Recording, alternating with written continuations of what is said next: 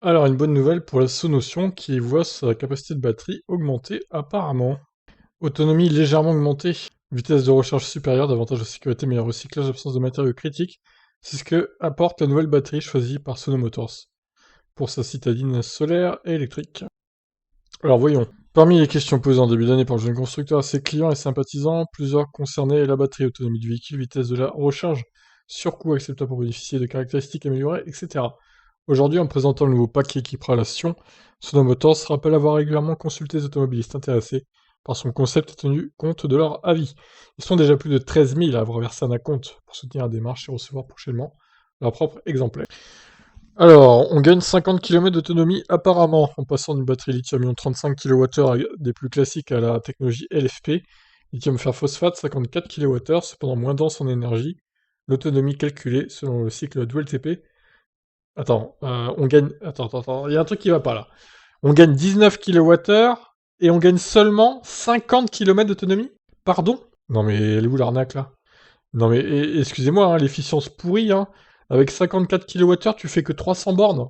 Il y a un vrai problème là, hein. Alors soit l'autonomie était mitonnée avec les 35 kWh de base, ce qui m'étonnerait pas, vu la forme de la voiture qui est pas du tout aérodynamique, soit ils ont retravaillé l'autonomie mais la voiture est moins efficiente, ce qui serait quand même incroyable. En outre, la puissance de recharge limite à 50 s'étendrait jusqu'à 75. Bon, c'est pas ouf, mais c'est mieux effectivement. C'est à peu près comme le Kona et Niro. Sono Motors s'annonce une régénération complète en 60 minutes ou en 5 heures avec le chargeur 11 kW embarqué.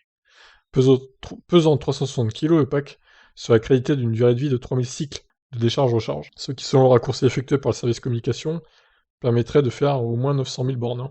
En choisissant la technologie de batterie LFP, Sono Motors se débarrasse de nombreux points négatifs, sur lesquels les détracteurs de la mobilité électrique jouent plus souvent abusivement. Les cellules électrodes ne contiennent par exemple pas de nickel, ni de cobalt ou de manganèse, ce qui facilite le recyclage ultérieur et à haut niveau des éléments. Les batteries LFP sont peu sensibles aux recharges rapides, contrairement aux cellules NMC ou NCA, qui peuvent s'échauffer à plusieurs centaines de degrés en cas d'avarie importante. Le bloc LFP allongé de la Sion demeure à une température inférieure à 60 degrés, même après le test de dégradation en enfonçant un clou. Elle ne présente donc pas de risque d'explosion ou d'incendie. Ça c'est pas mal. Sono Motors précise que les cellules LFP de la Sion seront maintenues pendant l'usage du véhicule à une température idéale de fonctionnement. Ah, alors c'est peut-être pour ça que du coup ça bouffe de l'énergie et ça réduit l'autonomie. Entre 15 et 35 degrés donc. Le circuit sera couplé avec le système d'air conditionné de l'habitacle et alimenté au besoin, et lorsque c'est possible par les calories récupérées au niveau du moteur électrique. D'où des économies d'énergie à toutes les saisons.